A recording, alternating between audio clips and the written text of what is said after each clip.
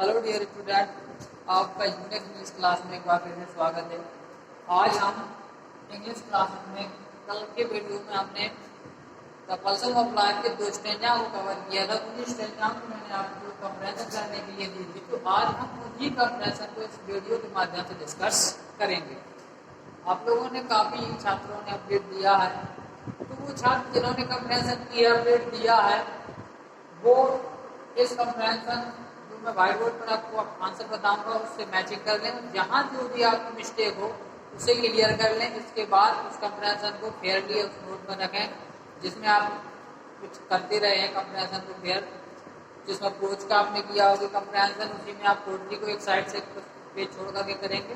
तो आज हम क्लियर करेंगे कंप्रेशन पर्सन ऑफ लाइफ की फर्स्ट और सेकेंड। तो चलिए स्टार्ट करते हैं वीडियो को। तो कंप्रेशन नंबर फर्स्ट थी लाइफ इन रियल से लेकर के ऑफ द सोल, ठीक है। लाइफ इन रियल पहली थी life is real daughter daughter के बाद दिया था of the soul, of the soul, ठीक। तो इसका पहला क्वेश्चन तो आपको बता दिया था। पहला क्वेश्चन पूछा गया था कि write the name of the square that compose the form with the above noted stanza have been fixed.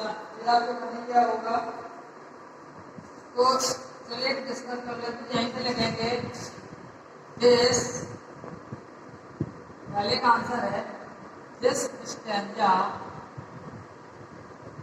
Has been, this stanza has been taken from the poem। इसके बाद इन्वर्टेड कॉमा में लिखेंगे poem का नाम, क्या लिखेंगे? Poem का नाम लिखेंगे पर्सन ऑफ लाइफ, ये person of life inverted comma one. इसके बाद लिखेंगे कंपोज, क्या लिखेंगे? कंपोज, कंपोज्ड बाय, इसके बाद इन्वर्टेड कॉमा लिखेंगे एच डब्ल्यू लॉन्गफेलो।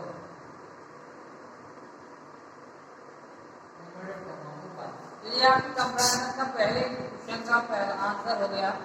इस तरीके से आपको लिखना this stanza has been taken from the poem the person of life composed by H W. Longfellow. दूसरे का आंसर क्वेश्चन नंबर दूसरा दिया है, हम केवल आंसर डिस्कस करेंगे। आपके क्वेश्चन आपकी बुक में है, जब आप इस वीडियो को देंगे तो बुक को सामने रख लें जिससे आपको क्वेश्चन क्लियरली हो जाएंगे। अगर आपने कंप्रेहेंशन की है जिन छात्रों ने, तो उनके क्वेश्चन तो आपके सामने होंगे, तो नोट रख के जहां भी जो मिस्टेक हो उसे आप क्लियर करते जाएं। चलिए अगला क्वेश्चन दिया गया उसमें,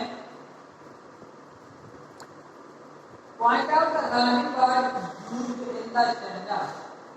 point out the rhyming word used in the stanza. तो राइमिंग वर्ड है, इसमें दो थे, रिटर्न और रिटर्न है, गोल और सोल, ठीक है। तो दूसरे में कितने राइमिंग वर्ड है? दो। पहला था ईयरनेस,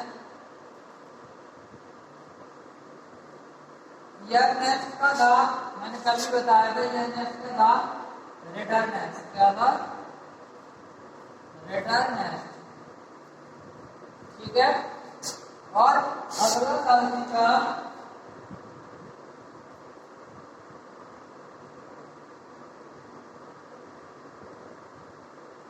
गोल, गोल का था सूद, क्लियर। तो दूसरा का आंसर, दूसरे का आंसर जो होगा, ये दो राइमिंग वर्ड है, ईयरनेस का रिटर्नेस, गोल का सोल, क्लियर। चलिए तीसरे क्वेश्चन पर बात करते हैं। तीसरा क्वेश्चन आपसे पूछा गया था what is the mean by the following expression. दिए गए हैं कि आपको एक्सप्रेशन में अपने शब्दों को बड़ा करना था। पहला दिया था लाइफ ईयरनेस, लाइफ ईयरनेस दिया गया है उसका क्या मतलब है? तो इसमें दो पॉइंट दिए गए, जो पहली पॉइंट लाइफ ईयरनेस का, इसका आंसर होगा लाइफ ईयरनेस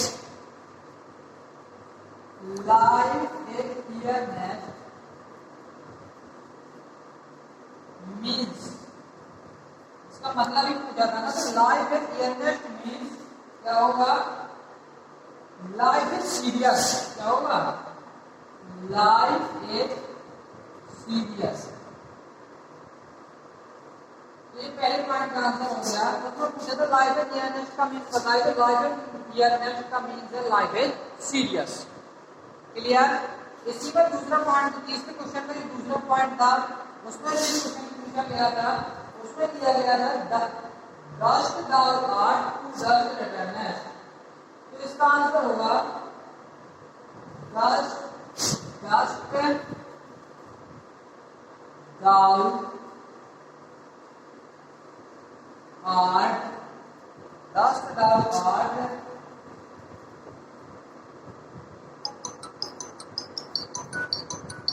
टू डस्ट रिटर्नेस।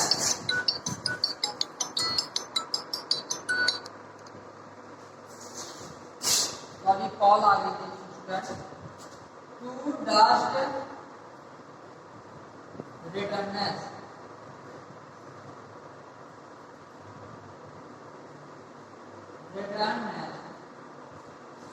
इसको लिखा था, तो ये जो हमने लाइन का पूछा गया था, इसके हंसी का आंसर नीचे लिखते हैं हम। जैसे उसमें लाइफ ईयरनेस, इसके बाद नीचे लिखा था तो डस्ट डाउन किया to you, sorry E N O U होता है।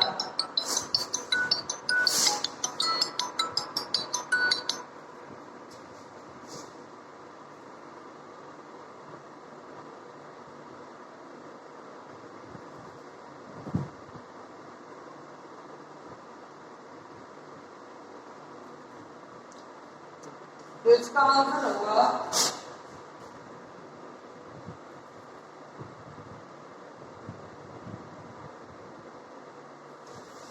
Dust down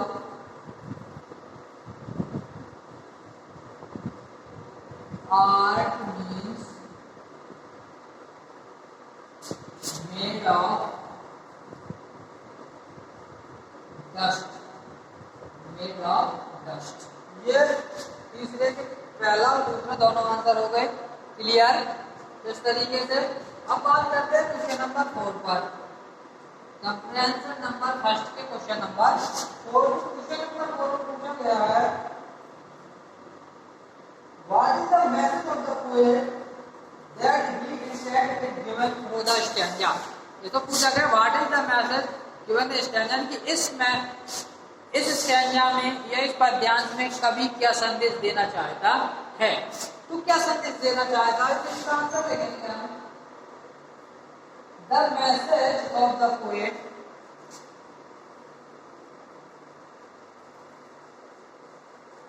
the message of the poet, the message of the poet is that the aim of the life is that poet is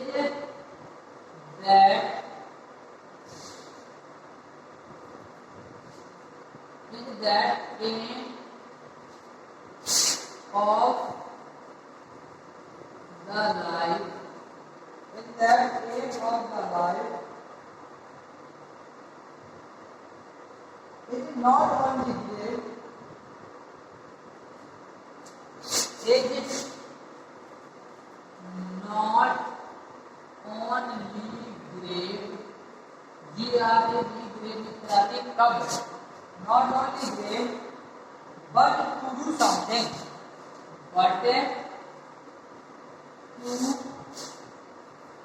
do something. Clear?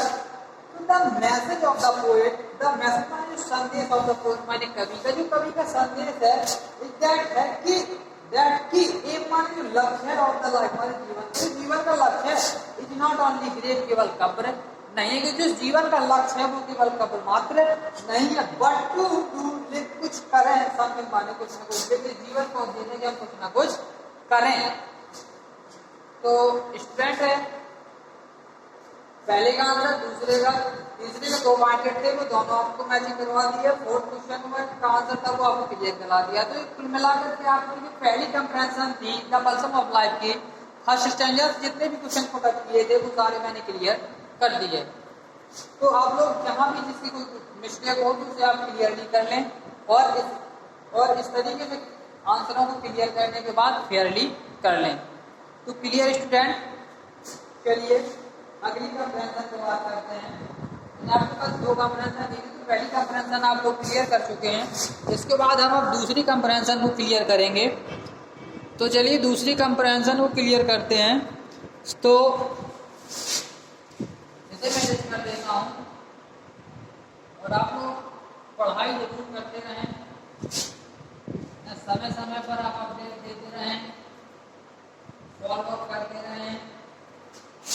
जो आपको पढ़ाया जा रहा है online, जितनी भी ऑनलाइन टीम आपको पढ़ा रही है सबको आप फॉलो अप करें, उनका अच्छी तरीके से सिलेबस कंप्लीट करते रहें और पढ़ते रहें। चलिए तो अब हम पहली कंप्रेंशन को क्लियर करने के बाद दूसरी कंप्रेंशन पर बात करते हैं। तो दूसरी कंप्रेंशन को देखते हैं। तो दूसरी कंप्रेंशन जो दी गई थी वो भी नॉट एंजॉयमेंट से लेकर के देन टुडे, ठीक है। नॉट एंजॉयमेंट से लेकर के डॉट डॉट डॉट करके लिखेंगे कि देन टुडे,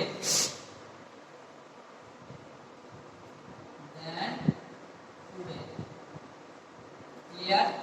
तो ये दूसरी कंप्रेंशन मैंने आपको दी थी। दूसरी कंप्रेंशन के हम आंसर क्लियर करेंगे। क्वेश्चन आप अपनी बुक से क्लियर करेंगे। पहले मैं आपको बता चुका हूँ कि क्वेश्चन आपको अपनी बुक सामने रख लेनी है। मैं यहाँ क्वेश्चन लिखूंगा, इसके बाद आंसर लिखूंगा, तो वीडियो लंबा चला जाएगा, तो अपलोड होने में आप काफ़ी समस्याएं हो जाती हैं। इसलिए वीडियो को सीक्रेटली करने के लिए मैं केवल आंसर आपको दूंगा जिसकी आपको जरूरत है। केवल क्वेश्चन आपको किताब से भी आपको मिल जाएंगे। चलिए तो पहले आंसर देखते हैं। आंसर पहले का आंसर देखते हैं। तो क्वेश्चन आप किताब को देखेंगे, पहला दिया है the author of the poem from the stanza has been selected. तो ये आपको बन जाएगा। जो मैंने पहली कंप्रेंशन का पहला क्वेश्चन दिया, आंसर दिया था, बिल्कुल सेम आपको वैसे ही देना है। क्लियर। चलिए अगला करते हैं। व्हाट डज द पोएट से इन the first 2 line of the stanza, what is mean by the word of destiny, यानी कि कभी स्टार्टिंग की 2 लाइनों में क्या कहता है और डेस्टिनी नामक जो शब्द दिया गया इसका मतलब क्या है। तो अब आंसर नंबर फर्स्ट को क्लियरली आप कर लेंगे। आंसर नंबर सेकंड की बात करेंगे। तो आंसर नंबर सेकंड देखते हैं। तो आंसर नंबर सेकंड है, इसका आंसर हम करेंगे in the first 2 line of the stanza, in the first 2 line in the stanza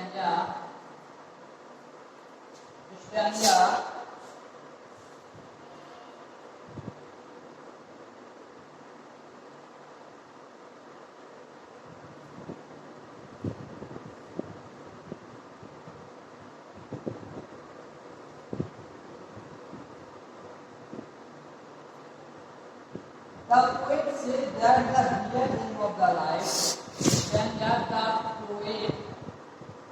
the poet says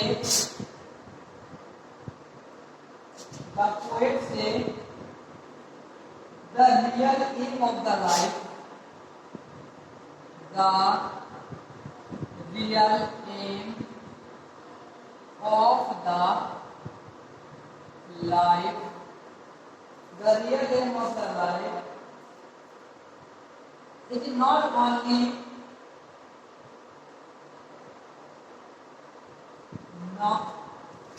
real life is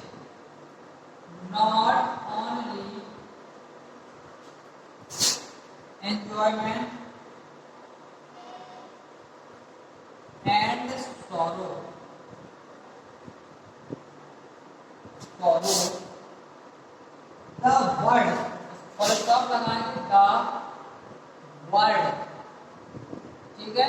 ये वर्ड जो शब्द दिया गया था वो क्या लिखा था, डेस्टाइन,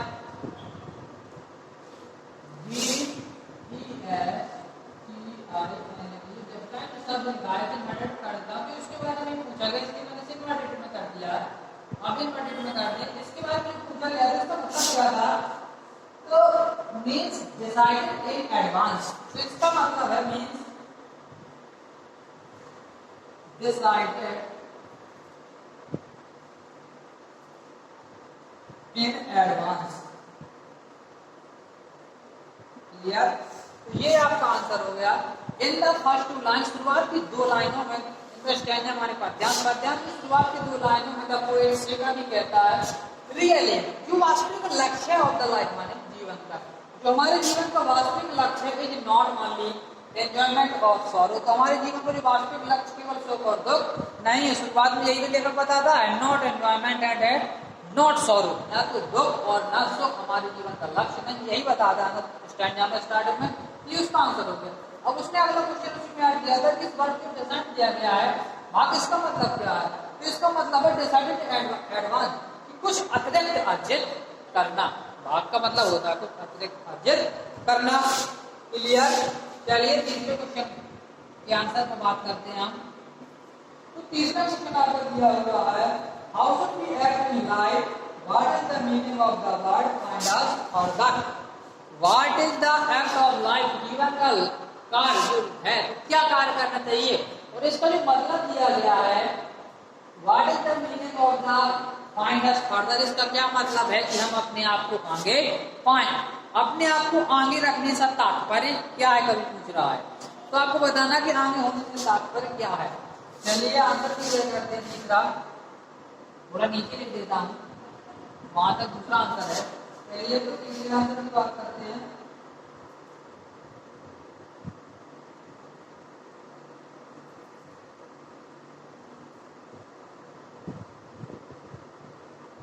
आंसर देखेंगे, we should act for the betterment in life, we should act the better man in life, we should act the better man in life, our aim of the life should be make progress continuously, our aim of the life, our aim of the life should be to make progress, should be to make progress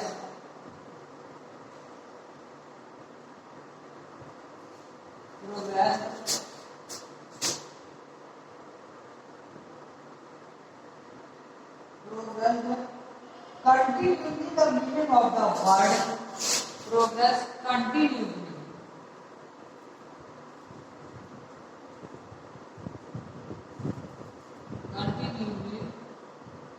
meaning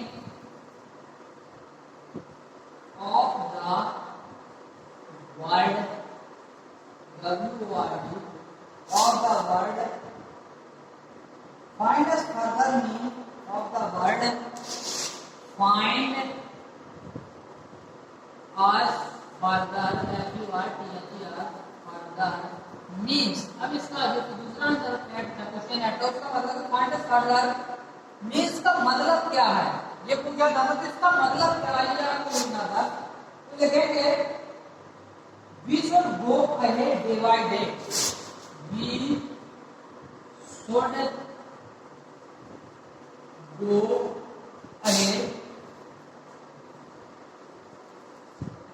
day by day, clear. देखिए we should act the better man, हमें एक अच्छे आदमी की तरह काम करना चाहिए इन आवर लाइफ, माने अपने जीवन में। अपने जीवन में हम एक अच्छे व्यक्ति की तरह कार्य करना चाहिए। Aim of the life should be make progress, हमारे जीवन में जो लक्ष्य हो should be make progress, make मतलब बनाए रखे, प्रोग्रेस माने उन्नतशील, जो हमारे जीवन का लक्ष्य हो वो कैसा हो, उन्नतशील रहे। कंटिन्यूअसली मीनिंग, जो लगातार जो मतलब है, अर्थ है ऑफ द वर्ड में शब्द दिया गया है। Find us further, find us मतलब कि फाइंड अस फर्दर माने आगे, जो अपने आप को आगे बढ़े, इसका मतलब क्या है, वी शुड गो, इसका मतलब है वी शुड गो अहेड, यानी कि अपने आप को आगे बढ़ाएं डे बाय डे, माने दिन प्रतिदिन, जितना कि आज हमारी उन्नति, जितना हम प्रोग्रेस कर रहे हैं उससे ज्यादा क्या कर सके, हम उन्नति कर सके, तो डे बाय डे। तो ये आपका तीसरा क्वेश्चन क्लियर हुआ।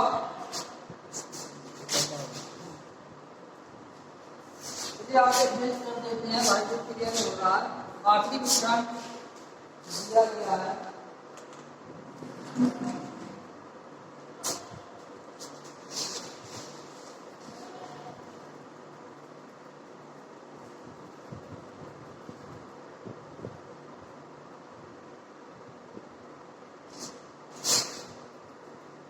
आखिरी क्वेश्चन जो आपको लिखा हूं उसमें क्या है, पॉइंट ऑफ द लाइन पर इन द गिवन स्टैंडर्ड। तो आपको जो स्टैंडर्ड आया था नॉट एनवायरनमेंट से लेकर दैट टुडे था, इस स्टैंडर्ड में आपको राइम वर्ड फिगर करने हैं, फिगर करने हैं, तो कहने हैं तो राइम वर्ड आप जानते हैं, राइम वर्ड कहलाते हैं ध्वनि सूचक शब्द, ऐसे शब्द जो बोलने में कैसे हो, सामान्य हो। तो देखेंगे आप स्टैंडर्ड आपको, तो आपको जो स्टैंडर्ड दिया गया है नॉट एनवायरनमेंट से लेकर के दैट टुडे तक का, तो स्टैंडर्ड में आपको मैथिली वर्ड वो सॉरी राइम वर्ड करना है।